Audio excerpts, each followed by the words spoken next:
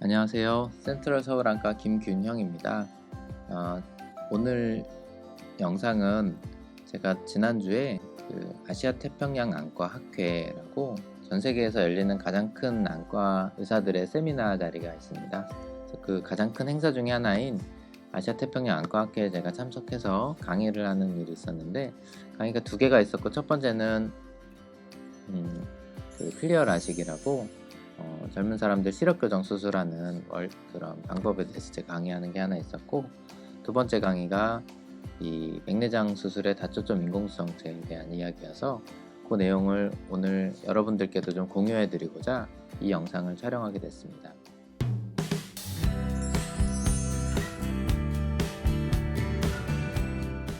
제목은 좀 중장년층 백내장 환자한테서 어떤 굴절형 다초점 렌즈를 사용하는 이유라고 제가 제목을 만들었습니다. 그 백내장 수술, 특히 다초점 인공수정체 같은 경우는 수술이 잘 돼도 만족스럽지 못한 경우들이 있습니다. 주요 이유가 좀 뿌옇게 보인다, 뭐 안개처럼 보인다, 뭐 좀 침침하다, 뭐 빛번짐이 있다, 눈부심이 있다, 이런 증상들인데, 이 수술 자체가 크게 잘못됐으면 뭐 렌즈를 빼거나 교체하거나 이런 이제 하게 되는데, 실제로 그러지 않고 이제 시간이 지나고 좀 적응이 되면 좀 좋아지는 경우들이 많이 있다 보니 계속 기다리게 됩니다. 그게 뭐 때에 따라서는 보름, 한 달이면 그나마 괜찮은데, 어떤 사람한테서는 6개월, 어떤 사람은 1년 이렇게 길어지는 경우도 있고, 또 결국 오래 기다려도 계속 충분히 회복되지 않고 불편해하시는 분들도 간혹 있어서 그런 부분들이 굉장히 좀 안타까운 경우에 해당됩니다. 그리고 굉장히 불편한 환자분들은 걱정이 많고, 또 수술이 잘못된 건 아닌지, 뭐 어떤 대책이 필요한지, 나중에 좋아지지 않으면 그럼 그다음은 어떻게 해야 되는지, 이런 거에 대한 어떤 두려움과 공포가 많이 있는 상황이기 때문에 그런 부분을 되게 상담하고 설명드리는 게 굉장히 힘들고 굉장히 좀 소모적이고 그렇습니다. 그래서 그런 부분들이 별로 좋지 않아서 이런 것들이 이런 것들을 충분히 예방하고 줄이는 게 굉장히 중요하고요. 또 저 같은 경우는 최대한 백내장 수술할 때 깨끗하게 해서 후발 백내장이 안 생기는 걸 목표로 하거든요. 그렇게 해서 실제 저희도 최근에 제가 수술해 드린 환자분들을 막 5년치 데이터 이렇게 뽑아 봐도 그동안 누적적으로 후발 백내장이 생겨서 야그레이저로 혼황혼탁 제거 수술을 시행한 분들이 전 한 5% 정도밖에 안 되더라고요. 그거는 전 세계 평균보다 이제 훨씬 좋은 건데, 실제 우리나라의 많은 병원들을 보면 수술하고 뭐 빠르게는 뭐 한 달째, 두 달째, 뭐 1-2년 뒤는 당연하고, 이렇게 해서 레이저 혼합원탁 절개술을 굉장히 많이 하는 병원들이 많아요. 근데 그게 꼭 좋지는 않은 게, 언젠가 혼탁이 생겨서 시력을 방해하면 당연히 그거를 제거하는 거는 너무나 자연스럽고 정확한 치료 방법이긴 하지만, 그것을 뭐 조금 있다고 제거를 하거나 너무 빨리 제거를 하거나 그렇게 되면 그게 이제 제거 전과 제거 후에 다른 게 한 가지가 있는데, 나중에 필요할 때 인공수정체를 교환할 수 있는 그 난이도가 차이가 큽니다. 그래서 혼합원탁을 제거하지 않으면 재수술이나 렌즈를 교체하는 경우가 훨씬 더 수월하고, 혼합원탁을 제거하고 나면 그다음부터 훨씬 어려운 수술을 해야 되기 때문에 혼합원탁 레이저 절개술을 이렇게 너무 쉽게 하지 않았으면 좋겠다라는 게 저의 철학인데, 많은 안과 선생님들은 그런 철학을 갖고 계세요. 근데 요새 너무 이 혼합원착 레이저 절개술 자체도 비용이 발생되고 또 수술로 인정되고 하기 때문에 너무 쉽게 이런 걸 선택하고 권유하는 병원이나 의사 선생님들이 많이 있는 부분은 되게 안타까운 부분입니다. 그래서 어 그런 것도 또 조심해야 됩니다. 수술하고 나서 시력을 떨어뜨릴 수 있는 원인들이 나눠보면 여러 가지가 있는데, 그중에 렌즈 자체의 어떤 광학적 디자인, 특히 다초점 렌즈들이 그러기가 쉽고요. 그다음에 수술 전후의 어떤 검사의 정확도라든지 이런 걸 통해서 수술 이후에도 뭐 근시, 난시 같은 게 많이 생기거나 그러면 시력이 많이 떨어질 수 있죠. 그다음에 또 많이들 놓치는 게, 각막이 불규칙할 때 이 다초점 렌즈 같은 경우 좀 더 예민해서 시력에 영향을 많이 받거든요. 그리고 수술 전에 불규칙 난시 같은 것들을 정확하게 측정하는 거 되게 필요한데, 실제로 별로 갖춰져 있지 않은 병원도 많은 것이 현실입니다. 그리고 건조증이 심해도 시력이 떨어지기 때문에 그 부분도 같이 살펴봐야 되고요. 그다음에 또 수술 이후에 수술 직후뿐만 아니라 1 년, 2년 시간이 장기적으로 지났을 때도 렌즈가 정확한 위치에 안정적으로 유지되는 게 가장 중요해요.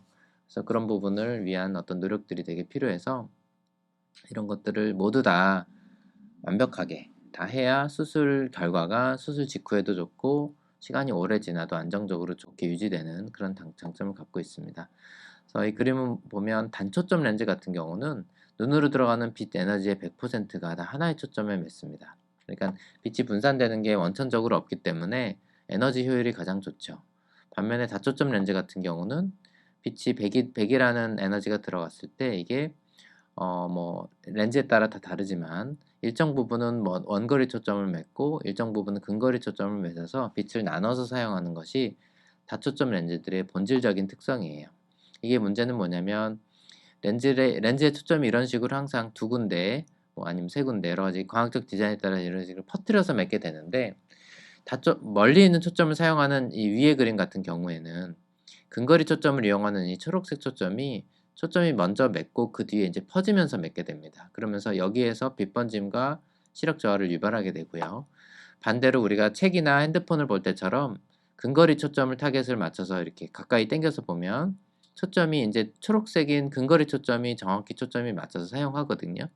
그럴 때는 또 원거리 초점, 이 렌즈가 갖고 있는 원거리 초점이 뒤로 맺게 되면서 또 초점이 안 맞게 되는 이런 현상이 발생되게 됩니다.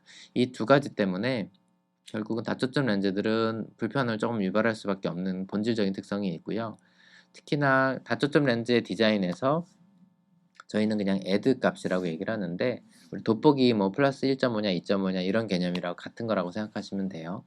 그것이 점점 가까이가 잘 보려고 할수록 플러스 1, 2, 3, 4, 5 이렇게 올라가게 되는데 그럴수록 원거리와 근거리의 초점이 더 멀어지기 때문에 더 빛 번짐이 더 크게 나타나는 이런 본질적인 문제가 있습니다.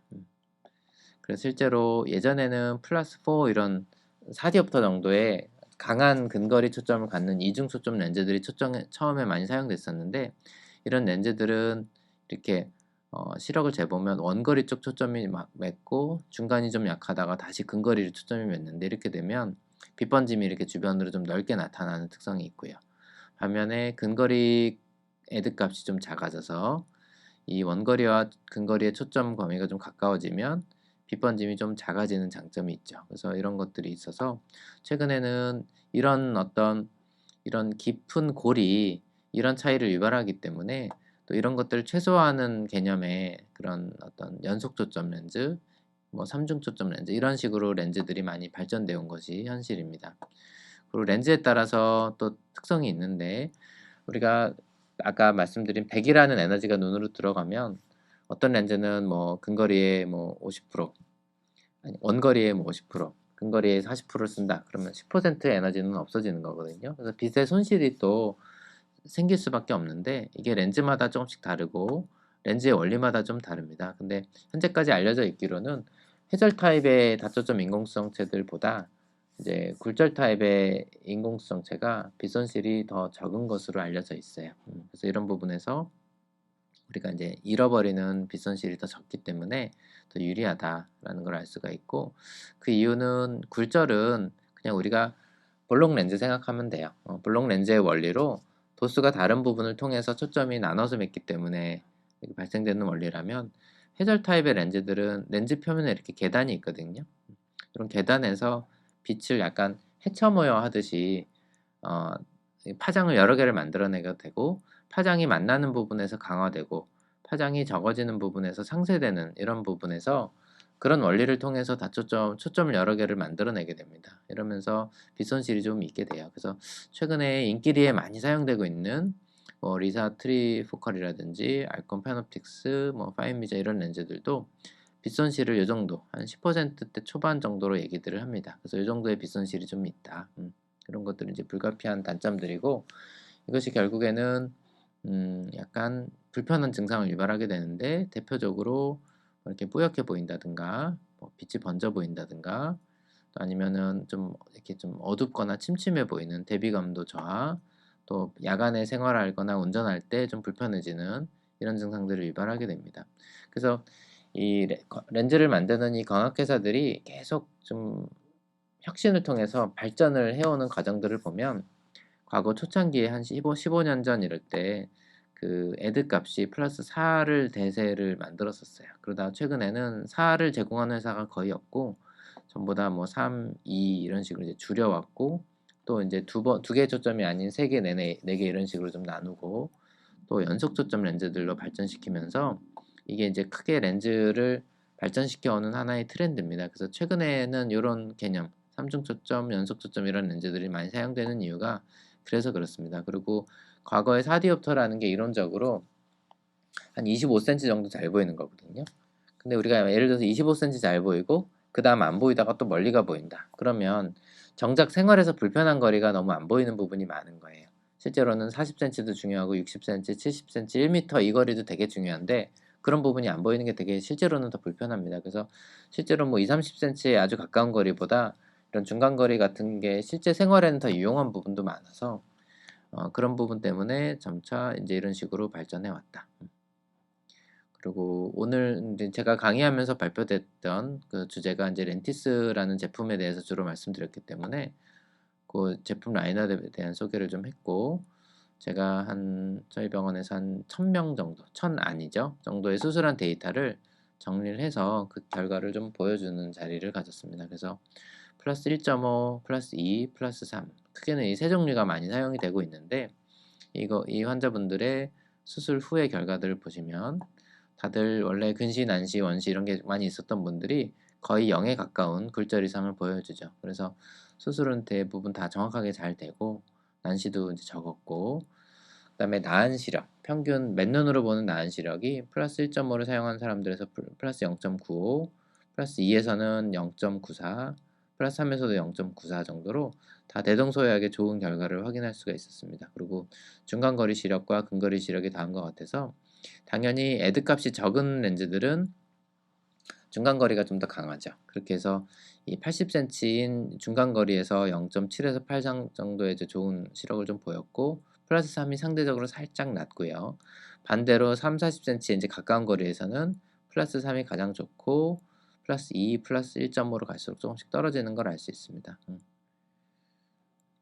이 렌티스 렌즈는 정확하게는 이중 초점이라고 과거에는 얘기를 했었는데 최근에는 이제 베리포컬은 이제 다양한 초점이라는 뜻인데 베리어스가 다양하다는 영어 단어잖아요. 그런 뜻으로 표현하는 이유가 우리가 회절형의 다초점 렌즈가 예를 들어서 플러스 3 애드가 있다 그러면 33cm가 잘 보이고 그 앞뒤로는 좀 급격하게 흐려지는 경향이 있습니다. 그런 경향이 있는데 이 렌티스나 연속 초점 렌즈들 같은 경우는 그 애드 값이 3이라고 그랬을 때 33cm 전후로도 일정 범위 전후가 다 전체적으로 좀 같이 잘 보이게 돼요. 그 초점 심도가 조금 높은 특성이 있습니다.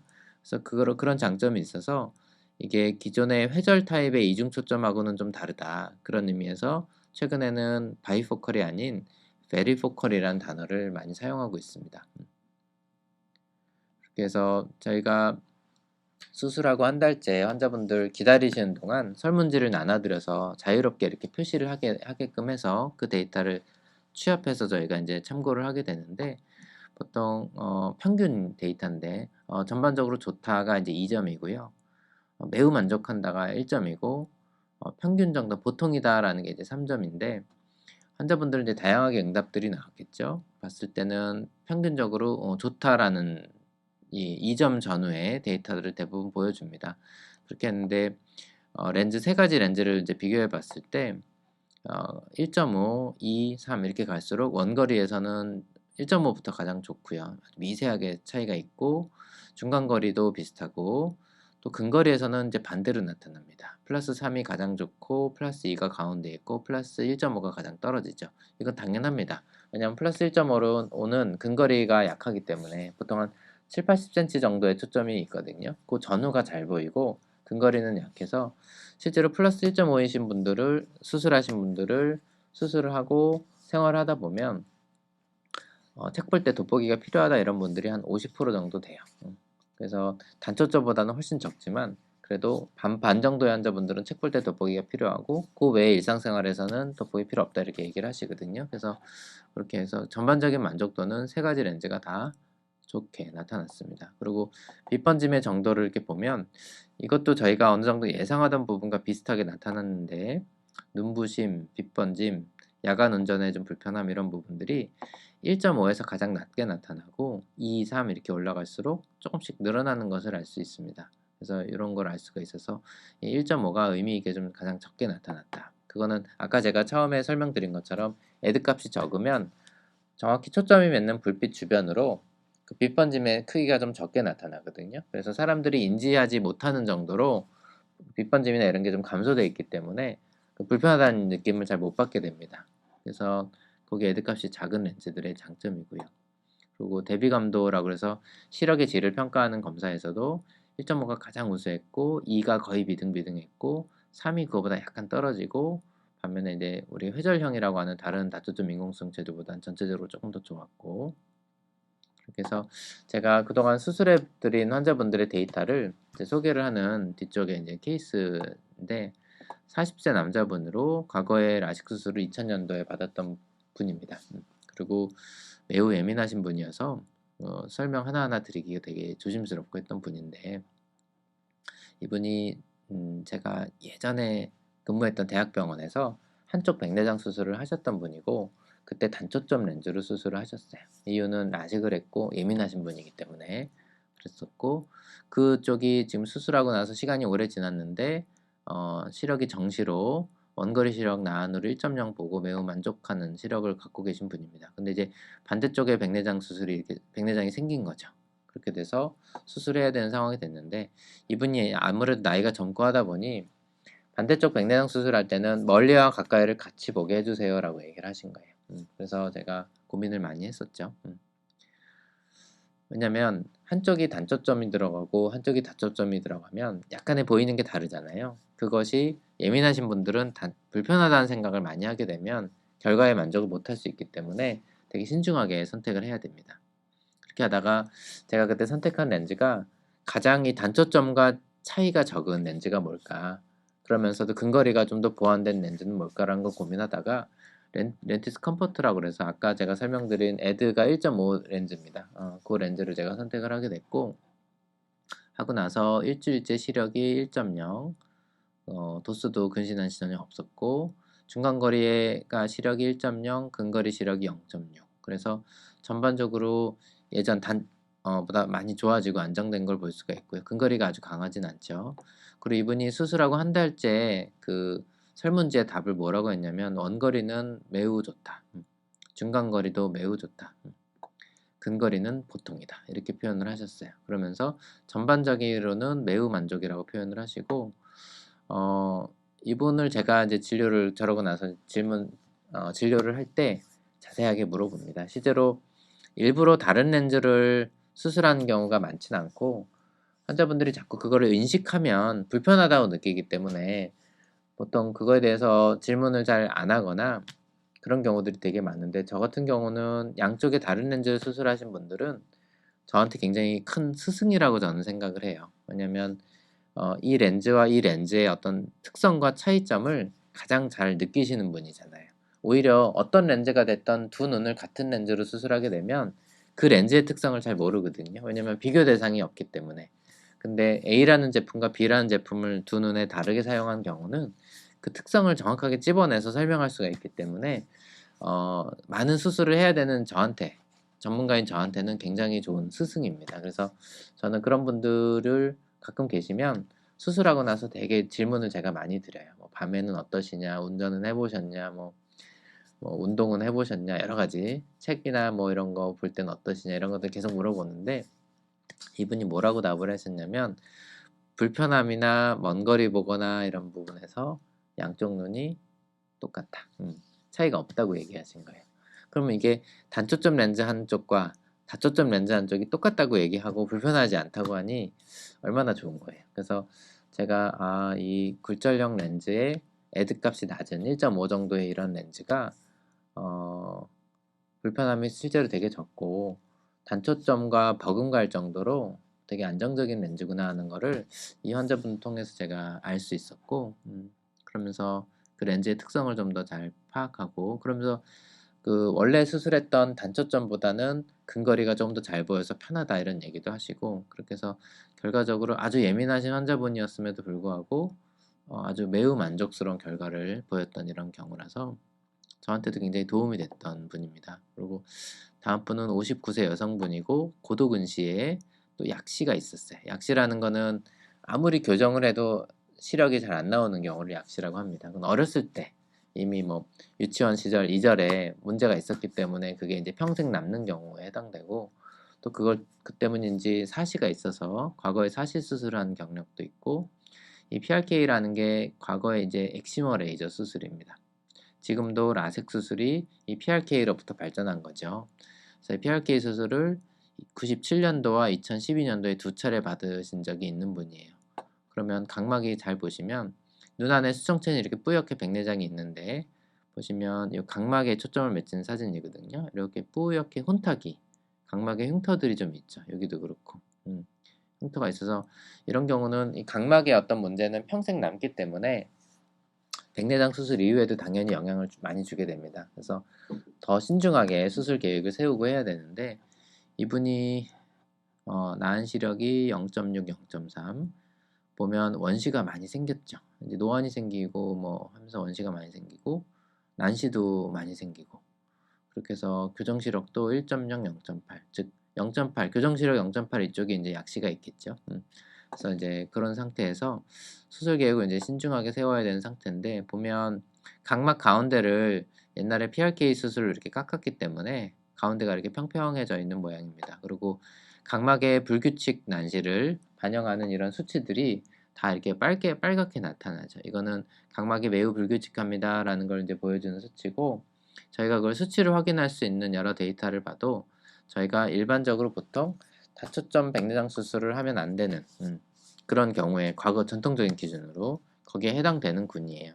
이런 경우에 저희가 많이들 사용하는 회절형 뭐 2중 초점, 3중 초점, 4중 초점 이런 렌즈를 쓰면 시력이 잘 안 나오는 경우들이 있습니다. 그렇게 해서 좀 조심해야 되는 이런 경우인데, 이런 경우에도 좀 더 편하게 쓸 수 있는 이 굴절형 렌티스 2.0 렌즈를 제가 사용을 했고, 환자가 다초점을 원하셔서 그리고 난시가 있으셨기 때문에 토릭 버전을 이용을 했습니다. 그렇게 해서 이분 같은 경우는 워낙 눈이 까다롭기 때문에 기존에 이제 기성품으로 만들어진 제품을 사용하지 않고 맞춤형으로 제작을 했어요. 그렇게 해서 이분의 모든 데이터를 이제 회사에 보내면 그때부터 독일에서 생산에 들어갑니다. 그렇게 해서 만들어져서 우리나라 저희 병원까지 배송돼서 오는데 최소 한 달이 걸리거든요.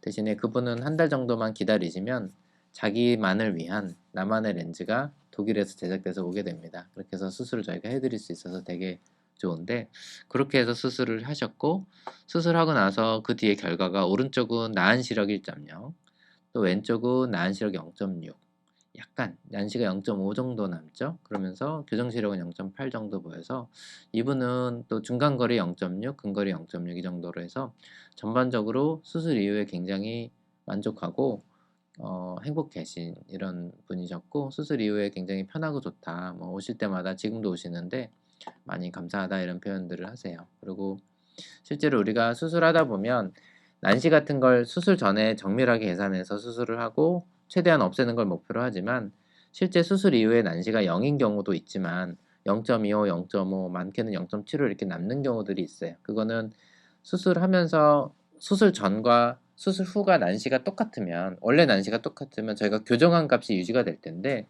실제 눈이 약간 또 변형이 됩니다. 각막 모양이 약간씩 바뀔 수 있고 이러면서 난시가 약간 틀어지는 거예요.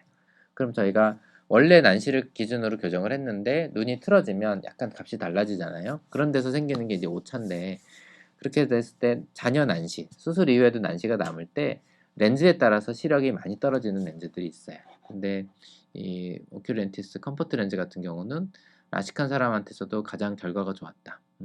특히 난시가 있는 경우 그런 데이터를 우리가 알 수 있었고, 다음 환자분은 남자 60세고 트럭 운전사십니다. 이분도 제가 이제 직업을 항상 여쭙는데, 트럭 운전사 하면 제가 그렇구나, 밤에 운전 많이 하시겠구나, 원거리 시력과 야간 시력이 매우 중요하겠구나 이런 것들을 제가 이제 환자분들의 직업을 통해서 제가 이제 체크를 합니다. 그렇게 했는데 이분은 다른 병원에서 2014년도에 한쪽 백내장 수술을 하시고 또 단초점을 하셨어요. 그래서 반대쪽을 이제 해야 되는데 백내장이 생겼는데 시력이 나은 시력 0.15에 난시, 근시 난시가 이렇게 있었고 이분이 원래 이 근시인 쪽 근시 -2, 난시 -1.5가 있으면 가까이가 잘 보이거든요. 원거리는 0.15로 낮지만 근거리는 잘 보이는 눈입니다. 그렇게 해서 이분은 백내장 수술을 앞으로 이 왼쪽 눈을 어떻게 하느냐에 따라 멀리만 둘 다 잘 보이게 할 수도 있고요. 그렇게 되면 가까이가 예전보다 안 보이겠죠. 또 일부러 단초점을 근시 교정을 하게 되면 기존에 생활하던 패턴과 동일하게 유지를 할 수가 있죠. 이렇게 이제 저희가 선택을 할 수 있고 그런 부분에서 근데 이분은 멀리도 좋아졌으면 좋겠고 가까이도 예전처럼 봤으면 좋겠다라고 하는 상당히 어려운 주문을 하셨어요. 모든 사람의 바람이 사실 그렇죠. 멀리도 좋아지고 안경도 벗고 동시에 가까이도 좀 잘 봤으면 좋겠고 왜냐면 먼저 하셨던 오른쪽 눈이 가까이가 전혀 안 보이기 때문에 그걸 본인이 아시기 때문에 가까이도 좀 같이 보기를 원하셨었고 그래서 이분 같은 경우도 렌티스 2.0이라는 렌즈를 제가 썼고 단시는 그 당시에 이제 토릭 버전이 나오지 않기 때문에 지금은 당연히 이런 경우 토릭을 씁니다.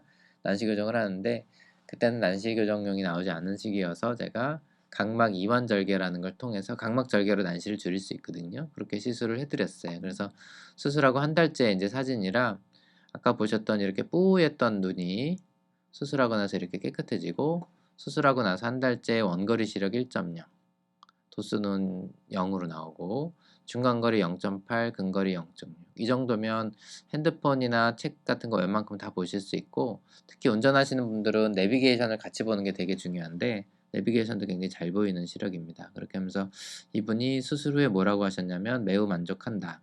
그리고 차이가 없다. 불편하지 않다라는 뜻이고 근거리가 더 좋아져서 근거리가 단초점 하셨던 오른쪽보다 더 좋아져서 굉장히 만족스럽다 이렇게 표현을 했고 제가 이분한테도 이분은 불편하다는 얘기를 전혀 안 하는데 제가 계속 물어봤어요. 한쪽은 단초점하고 한쪽은 다초점 하신 상황인데 좀 불편한 거 없냐 뭐 밤에 운전할 때 어떠시냐 이제 이분이 트럭 운전수니까 그래서 제가 그림을 그려보라고 이렇게 종이를 드렸더니 이분이 굳이 얘기를 하면 하면서 이렇게 그림을 표현하셨는데 단초점 렌즈를 넣은 쪽은 한쪽으로 이렇게 빛이 퍼져 보이는 현상이 있다라고 얘기를 하시고 이번에 수술한 왼쪽에 다초점을 하신 분은 불빛 주변으로 살짝 연기처럼 빛 번짐이 살짝 있는데 생활하는데 지장 안 준다 이렇게 얘기를 하시는 거예요. 그래서 이 정도면 뭐 단초점과 차이가 매우 적은 거죠. 그리고 단초점도 이론적으로는 빛 번짐이 없어야 되는데 실제로는 조금씩 있기도 합니다. 그래서 이런 것들을 환자분이 이렇게 표현을 해주셔서 이 렌즈의 특성이나 이런 것들 저희가 더 잘 알 수 있는 계기가 됐었고요. 그 다음 분은 여자분 57세로 아주 심한 고도근시가 있는 분입니다. -13, -16이면 초고도근시죠. -9부터 초고도근시라고 하기 때문에 그리고 난시가 이제 이 정도 있었고 보시면 백내장이 이렇게 심해서 뿌였었고 눈 안쪽에 망막이 고도근시성 변성이 심해서 이렇게 많이 약해져 있었고 특히 이제 초음파를 찍어보면 안구 벽이 이렇게 동그랗지 않고 이렇게 뒤로 불룩 튀어나오게 됩니다. 이걸 저희가 후포도종이라고 해서 고도근시 때 나타나는 많은 이 안구 뒤쪽 변성이거든요. 이런 걸 갖고 있는 분이었어요. 그리고 이분이 백내장이 심해서 이제 수술해야 되는 상황에서 다초점을 하겠다고 하시는 거예요. 그래서 그 당시에 어떤 렌즈를 했을 때 이 초고도 근시는 또 오차도 생기고 여러 가지 불리한 점이 있기 때문에 만족도가 그나마 좋을까라는 고민을 하다가 이분한테도 렌티스 컴포트라는 제품을 추천을 드렸고 난시는 절개로 교정을 같이 해드렸습니다. 이완 절개로. 그렇게 했더니 수술하고 한 달째 나은 시력이 1.0, 0.9 너무 좋으시죠. 그래서 이렇게 눈이 백내장도 심하지만 원래 안경이 엄청 두꺼웠던 초고도 근시 이분들은 안경을 못 쓰거든요. 보통 마이너스 한 12 이렇게 넘어가면 안경을 못 쓰는 상황이 됩니다. 그래서 아주 두꺼운 뭐 하드 렌즈라든지 이런 컨택트 렌즈에 의지하면서 평생을 사시는 하루 종일 렌즈를 끼고 있고 그렇게 될 수밖에 없는데 수술하고 나서는 아침에 눈 뜨자마자부터 세상이 환하게 선명하게 잘 보이기 때문에 이분들은 세상을 다시 태어난 느낌처럼 표현을 하세요. 그래서 "너무 좋다. 만족한다." 이렇게 표현을 하시고 수술하고 나서 인제 2 년이 지나서 봤을 때 그 각막 절개를 통해서 난시 교정을 했던 부분이 난시가 약간 재발을 했습니다. 이런 경우가 많아요. 우리가 인제 칼을 통해서 하는 이완 절개는 최근에 제가 받은 수술처럼 레이저를 이용한 이완 절개는 이 퇴행 다시 난시 재발을 거의 안 하거든요. 근데 이 칼을 통해서 각막 가장자리를 절개한 경우는 난시가 다시 이렇게 어느 정도 재발되는 경우들이 꽤 많이 있습니다. 그렇게 해서 난시가 1 에서 1.75 정도 재발을 했고 그래서 이분이 나은 시력은 0.7, 0.7을 보시는 상황이고 요거 난시를 안경으로 교정하면 1.0, 1.0을 보시고 이분이 안경을 쓰실까요? 안 쓰실까요? 사람마다 다른데 이런 분들 잘 안 쓰십니다. 왜냐면 원래 시력이 너무 나빴기 때문에 0.7, 0.7의 시력도 너무 만족하시는 거예요. 그래서 더 좀 더 선명하게 보고 싶을 때 예를 들어 운전을 많이 하신다든가 이런 분들은 가끔 안경을 쓰실 수 있지만 일상생활에서는 안경 안 쓰고 대부분 생활을 하세요. 그리고 아까 말씀드린 것처럼 이 그 렌티스 같은 굴절형 이 렌즈들이 잔여 난시에 대해서 시력 저하가 많지 않습니다. 그래서 그런 부분에서 되게 만족하고 그래서 제가 추가로 원하시면 이 난시를 요즘에 레이저도 나오고 했으니 한 번 더 교정을 하실 수 있습니다. 그럼 이 난시를 거의 없애거나 줄일 수 있습니다라고 설명을 드렸는데 필요 없다. 본인은 그냥 생활하는데 별 불편함이 없다. 필요 없다. 이렇게 말씀하셔서 잘 지내고 계신 이런 분이셨어요. 실제로 기존의 연구 논문들을 봐도 이런 굴절형 인공수정체가 잔여 난시가 있어도 시력이 잘 나온다. 뭐 이런 데이터 기존의 보고들 연구들이 있고요. 그다음에 66세 여성분이고 백내장과 우리가 거짓 비늘 증후군이라고 그래서 이건 선천적인 건데 그런 거가 있어서 보시던 분이에요. 사실 이런 경우에는 제가 조금 더 공격적으로 설명을 드리는 게 좋은데 제 성격이 되게 신중한 편이어서 보통 우리가 어떤 사건이 터지기 전에는 그 잘 사람들이 예측을 못하고 필요성을 잘 못 느끼잖아요. 이 경우도 그랬어요. 그렇게 해서 좀 보시던 분이 갑자기 눈이 아프다고 병원을 오셨어요. 이게 인제 AACG가 뭐냐면 급성 폐쇄각 녹내장 발작입니다. 갑자기 전방각이 보시면 이 그림을 보시면 이게 전완부 OCT 사진인데 각막이 이렇게 있고 뒤에 여기 수정체 렌즈가 있거든요. 그리고 여기 인제 홍채, 우리 눈에 갈색인 홍채가 이렇게 있는데 요 구석, 요 홈이 있잖아요. 굉장히 좀 얇잖아요. 원래 이게 반달처럼 이렇게 깊어야 됩니다. 근데 이게 굉장히 얇잖아요. 이게 여기로 물이 배수돼서 빠져나가야 되는데 이런 구조를 갖고 계신 분이 백내장이 생기고 노안이 생기면 이 수정체가 점점 두꺼워지면서 앞으로 밀어요. 그러면서 여기가 점점점 좁아지면서 어느 순간 콱 막히게 됩니다. 대개는 어 어두운데 특히 뭐 밤이나 자다가 새벽에 왜 그러냐면 밝은 때는 홍채가 이렇게 오므라들잖아요, 동공이. 그러면서 펴지면 여기가 좀 넓어져 있다가 어두운 데서 오래 있으면 이게 이제 산동되면서 이게 홍채가 옆으로 벌어지거든요. 그러면서 여기가 더 좁아지게 됩니다. 그래서 대개는 자다가 갑자기 눈이 아프거나 밤에 눈이 아프거나 이런 증상을 얘기하는데 그렇게 해서 병원 오셨는데 안압이 55, 정상이 20 밑인데 안압이 55로 너무 높아져 있었고 각막이 이렇게 많이 부어 있었습니다. 염증도 심했고 그래서 이쪽은 전혀 안 보이는 상태예요. 이런 경우에는 저희가 이제 뭐 어려운 용어를 써서 또 진단을 하게 되는데 결국은 백내장이 방치돼서 녹내장으로 급성 폐쇄각 녹내장으로 발전된 그런 형태입니다. 그래서 이분은 결과적으로 녹내장 치료해야 되고 또 백내장도 수술을 해야 되는 분이죠. 장기적으로. 그렇게 해서 저희가 최대한의 어떤 주사와 안약, 약물 치료, 먹는 약 이런 걸 다 맥시멈으로 써서 안압을 빨리 떨어뜨리는 치료를 하고 동시에 인제 레이저 홍채 절개술 여기다가 레이저로 구멍을 내는 겁니다, 홍채 가장자리에. 요 사진에서 보면 요런 데다 구멍을 내는 거예요.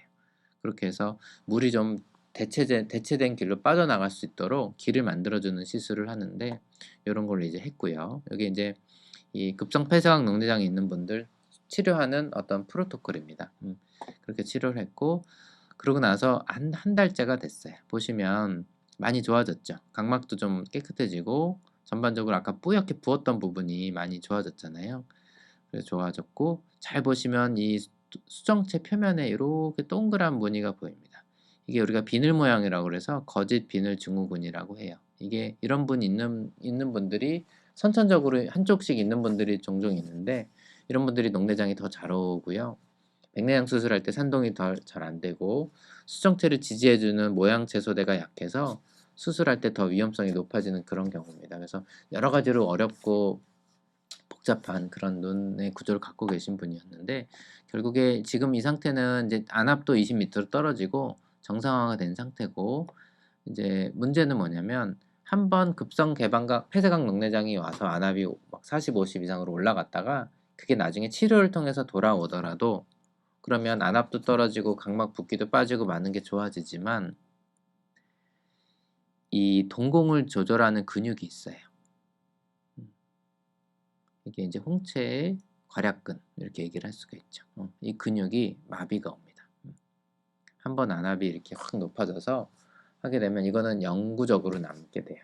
그렇게 해서 이 동공 괄약근 이 마비가 와서 더 이상 동공이 작아지지 않아요. 이 상태에서 그냥 가만히 있는 거예요. 보통 우리가 밝은 데 가면 오므라들고 어두운 데 가면 커지고 이런 근육이 움직여줘야 되는데 근육이 마비가 와서 영구적인 마비가 생기게 됩니다. 그래서 동공이 그냥 이 정도에서 머물러 있어요.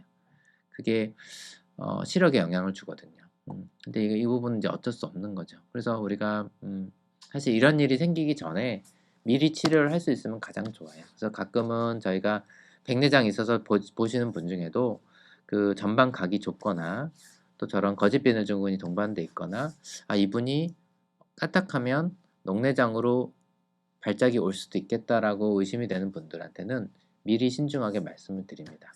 환자분께서는 이런 구조를 갖고 있어서 이런 일이 생길 수 있으니 조금 미리 치료를 하시는 게 더 안전합니다라는 얘기를 드려요. 근데 저를 대부분의 저를 오래 봐오시고 되게 신뢰하는 환자분들은 당연히 신뢰하고 그런 예방적으로 치료들을 이제 따라주시는데 병원 처음 오시고 저를 잘 모르시고 이런 분들은 아니 난 아직도 녹내장 얘기는 처음 듣고 한 번도 아픈 적이 없는데 이게 무슨 얘기 하나 싶으면서 되게 반신반의하시고 그런 경우도 많고 그럴 때 되게 안타까워요. 그래서 내가 더 환자분들로부터 신뢰를 얻을 수 있도록 더 노력을 해야겠다 이런 생각을 맨날 하고 그렇습니다. 그렇게 해서 이분은 백내장 수술을 이쪽을 이제 결과적으로 녹내장 급성기 치료는 했고 결국은 이게 또 재발되는 걸 막기 위해서 백내장 수술을 이제 해야 되는 상황인데 반대쪽도 백내장이 있으셨어요. 그리고 양쪽 수술을 이제 같이 원하시면서 다초점을 원하셨어요. 근데 이제 다 좋은데 이 괄약근이 마비돼서 동공이 커져 있다고 그랬잖아요. 요게 수술 이후에도 영향을 줍니다. 그리고 다초점 렌즈 같은 경우에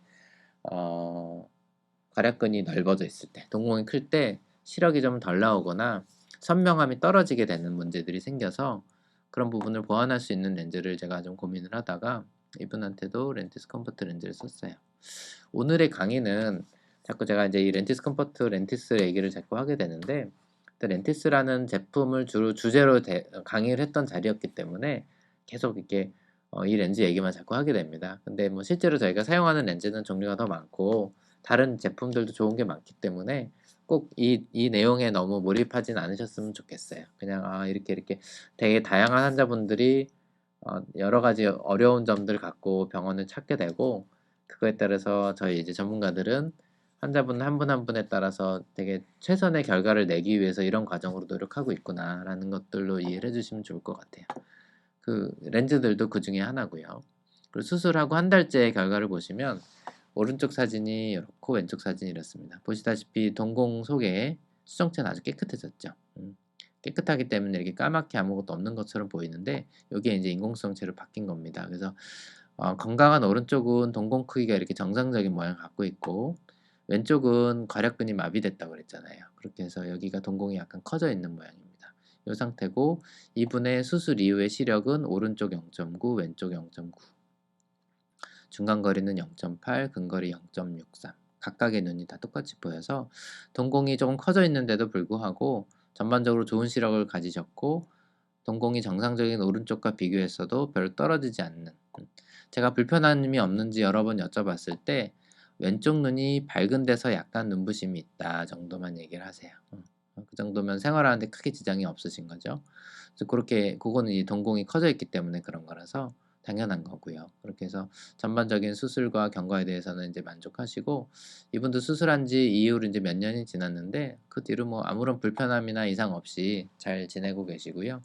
대개는 이 수정체가 두꺼워지면서 생기는 폐쇄각 녹내장은 백내장 수술이 되게 되면 그다음 완치가 됩니다. 왜냐면 그 새로 들어가는 인공수정체는 원래 두꺼운 수정체보다 훨씬 얇아요.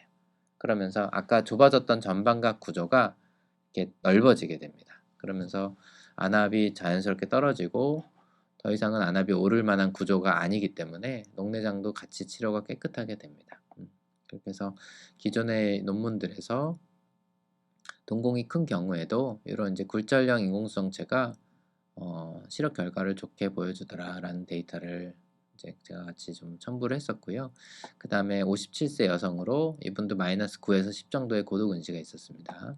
그래서 백내장 수정체가 이렇게 뿌얘지는 백내장이 있었고 문제는 망막 박리 과거력이 있으세요. 그래서 이쪽 한쪽을 보시면 이 위에 망막이 많이 안 좋고 특히 그 오토플로렌센스라고 해서 이 흑백 사진에서 잘 나타나는데 이 부분이 망막이 박리가 됐다가 다시 수술로 붙인 수술을 한 그 눈이에요.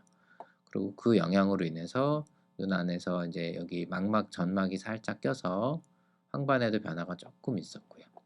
그렇게 해서 이분도 이제 백내장 수술을 해야 되는 상황인데 실제로 망막이 고도근시인 분들이 망막 박리가 잘 생깁니다. 그리고 백내장 수술이라는 게 어쨌든 망막을 수술하는 건 아니지만 눈에 작은 스트레스를 주기 때문에 운 나쁘게도 백내장 수술 이후에 망막이 다시 문제가 되는 경우들이 간혹 있을 수 있어요. 그래서 저희 병원의 이제 장점이지만 망막 원장님들이 워낙 실력들이 출중하시고 좋은 장비를 다 갖고 있기 때문에 저희 같은 경우는 이런 분들 수술할 때는 망막 선생님 진료를 꼭 보시게 하고 미리 사전에 치료해야 될 것들이 있으면 충분히 치료를 하면서 백내장 수술을 안전하게 할 수 있도록 안내를 해드립니다. 치료라는 거는 저희가 발견하지 못한 망막의 열공, 뭐 찢어지거나 약한 부분이 없는지를 꼼꼼하게 보고요. 만약 그런 부분이 있다고 하면 사전에 예방적 레이저 치료나 이런 걸 통해서 레이저 광응고술이라고 있습니다. 그러면 망막이 더 이상 떨어지지 않게끔 아주 튼튼하게 붙게 됩니다. 그래서 그런 거를 미리 해서 백내장 수술을 좀 더 안전하게 수술하게 되고 실제로 망막이 이렇게 많이 약하거나 심지어는 망막 박리가 있었던 분들조차도 백내장 수술을 하고 나서 제가 꼭 설명은 드리죠. 망막이 약하시니 나중에 망막이 문제가 될 수도 있습니다. 라는 거를 제가 말씀을 드리고 수술하지만 실제로 문제가 되는 경우는 거의 경험은 못하고 있습니다. 이만큼 꼼꼼하게 저희가 사전에 체크하고 검증하고 하는 것들이 루틴이 되어 있어서 그런 것 같아요. 저희 병원의 큰 장점입니다. 그리고 그래서 이분이 다초점 렌즈를 또 원하셨어요. 망막 박리가 있으셨었는데 그리고 자녀분의 결혼식이 있어서 한쪽 눈과 한쪽 눈을 2달 차이로 받고 싶다 이런 특별 주문이 있으셨어요. 그래서 당연히 저희가 그런 부분 따라 드리기 때문에 한쪽 눈은 주시안이 왼쪽이셔서 렌티스 2.0이라는 렌즈 쓰고 또 비주시안인 오른쪽을 렌티스 3.0 근거리가 조금 더 잘 보이게 수술을 2달 간격으로 해드렸고 결과적으로 그게 다 모두 끝나고 난 이후에 이렇게 뵀을 때 두 눈 다 백내장이 이렇게 깨끗하게 치료가 돼 있고 시력이 1.0, 0.9 아주 잘 보이죠. 그리고 중간거리 0.8, 근거리 0.6 이 정도면 뭐 신문 같은 것도 웬만한 거 다 보실 수 있어서 아주 만족할 만한 시력입니다. 그리고 또 다른 분은 79세 여성으로 골프를 많이 치시고 책을 많이 보시는 분이에요. 저희가 수술할 때 골프라는 거는 뭐 200m 밖을 보셔야 되기 때문에 먼 거리 시력이 아주 중요하고 책은 또 가까운 거 작은 글씨를 봐야 되기 때문에 근거리 시력이 중요한 둘 다 필요하신 분이었죠. 보시면 백내장이 이제 중등도 이상으로 좀 심해졌고 문제는 황반을 이렇게 저희가 찍었을 때 평평해야 되는 황반 중심부가 이렇게 오돌도돌합니다. 이걸 우리가 드루젠이라고 그래서 건성 황반 변성이 있으신 거예요. 그리고 이게 운이 나쁘면 습성으로 진행돼서 더 나빠질 수가 있죠. 그리고 이 표면을 보시면 또 찌글찌글한 선이 있죠. 이거는 망막 점막이라 그래서 망막 표면도 좀 안 좋은 이게 있으세요. 그래서 이분은 연세가 많고 대신에 원거리 근거리 시력이 다 필요하고 대신에 황반부의 기능이 조금 안 좋을 수 있는 이런 분입니다. 그래서 이런 분들한테 제가 또 선호하는 렌즈가 이런 굴절형 다초점 렌즈입니다. 그래서 렌티스 2.0 렌즈를 양쪽에 써드렸고 수술 이후에 0.9, 1.0 중간거리, 근거리 정도 보셔서 전반적으로 만족하고 생활하시는 분이었고요. 이 사진을 좀 잘 기억해 주시면 제가 이따도 설명을 드리거든요. 다음 분도 66세 여성분으로 백내장이 이 정도 있었고 보시면 황반에 오목해야 되는 황반에 이렇게 선이 하나 이렇게 껴 있죠. 그리고 오목해야 되는데 약간 여기가 들떠 있습니다. 그러면서 이렇게 볼록 솟아 있는 거예요. 양쪽이 똑같습니다. 여기 이제 망막 점막, 황반 주름이라고 하는 이 망막에 생기는 생각보다 많은 황반에 생기는 어떤 퇴행성 질환인데 이게 있으세요. 그래서 이분은 다만 이제 망막 자체는 수술할 정도는 아니기 때문에 이것도 심하면 수술을 하거든요. 근데 수술할 정도는 아니기 때문에 백내장 수술만 필요했던 분이라서 이런 분들 저희가 수술할 때는 아까 그 앞에 분도 그렇고 지금의 상태도 되게 중요하고 또 운이 나쁘면 나중에 망막 황반이 나빠질 수 있잖아요. 그런 가능성을 열어두고 수술을 해야 됩니다. 수술이 지금 현실도 중요하지만 앞으로 남은 평생 20년, 30년 쓸 목적으로 수술하는 거기 때문에 혹시라도 나빠지는 상황까지 대비해서 수술하는데 황반이 안 좋을 때 이 굴절형 다중초점 렌즈들이 회절형보다 성능이 좀 더 무난하게 잘 나옵니다. 그래서 그런 것들 고려해서 수술을 이분도 이렇게 해드렸었고 수술 이후에 원거리, 중간거리, 근거리 시력이 다 이렇게 아주 잘 나와서 매우 만족하셨던 그런 분입니다. 그리고 저희가 이제 이 황반 변성, 특히 이 드라이 타입, 건성 타입을 보면 사진에서 보면 이렇게 하얗게 반점들이 있고요. OCT를 보면 아까 그 쭈글쭈글했던 거 있잖아요. 표면이 이렇게 평평하지 않고 이렇게 울퉁불퉁한 건데 그거는 실제 시력에 맺는 중심와의 망막 그 황반 표면이 높이가 이렇게 들쭉날쭉한 거거든요. 그럴 때 그 연속 초점 개념의 렌즈들 그건 결국은 굴절형이고 에드 파워가 낮은 렌즈들이거든요. 그런 렌즈들은 어차피 황반 앞뒤로 초점을 좀 넓게 맺기 때문에 그런 부분에 대응하기에 좀 수월하다 이런 리포트가 있습니다. 그래서 이제 망막의 표면을 단층으로 이렇게 보면 이게 가로, 세로, 대각선축으로 되게 불규칙하기 때문에 이런 부분에서 이런 EDOF 렌즈, 연속 초점 렌즈들이 시력을 좀 더 보완하는 데 도움이 된다라는 리포트가 있어서 저도 그렇게 하고 있고요. 그 다음에 이분 좀 특이한 케이스인데 60세 여성분으로 백내장이 이 정도 있었고 수술이 이제 필요했고 나은 시력이 0.3, 교정 시력이 0.7이니까 이제 많이 불편하죠. 문제는 옛날에 사고로 각막을 이렇게 찢어졌던 분이에요. 그래서 보시면 Y자 모양으로 각막에 이렇게 상처가 있죠. 이거는 그냥 살짝 이렇게 찔린 게 아니라 푹 찔렸다가 빠져서 여기가 전층 각막으로 열상 찢어졌던 부분입니다. 그러고 나서 잘 치료를 해서 그래도 아물고 깨끗하게 나았는데 문제는 여기가 각막 모양이 불규칙하고 이게 또 중심 부분에서 가깝기 때문에 시력에 영향을 주는 부분이에요.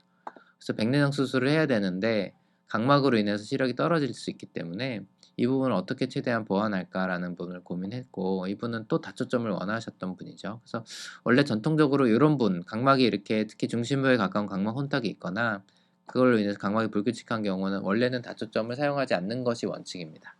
근데 이분이 다초점 아직 좀 젊으신 분이고 다초점을 강력하게 원하셔서 고민을 함께 많이 했었고 각막 지형도 검사를 보면 아래쪽은 다 건강한데 요 위쪽만 각막이 불규칙하죠.